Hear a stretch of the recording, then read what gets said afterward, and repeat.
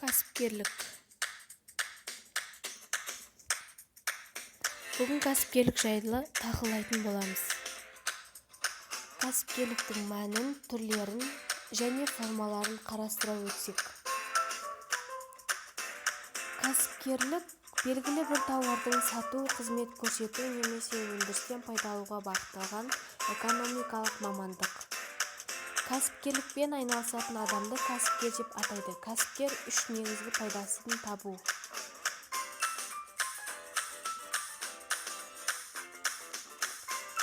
Кәсіпкердің пайдасы мен меншік иесі кірісі арасындағы айырмашылықтарды білуіміз қажет.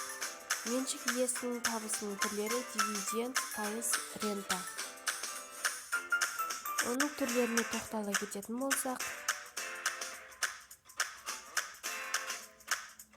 бірлескен кәсіпкерлік, жеке кәсіпкерлік, жалған кәсіпкерлік және заңсыз кәсіпкерлік.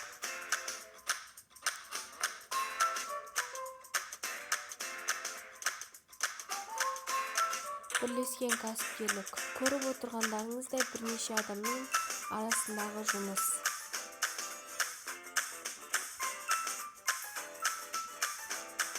Жеке кәсіпкерлік бұл екі адамның ғана арасында болып отыратын жұмыс.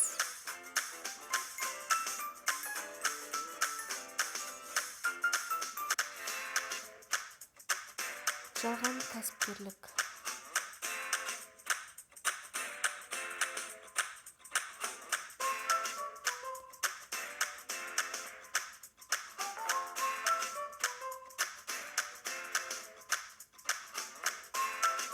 Заңсыз кәсіпкерлік ол сағатынан немесе уақытынан артық жұмыс істеу. Ол заңсыз болып есептеледі.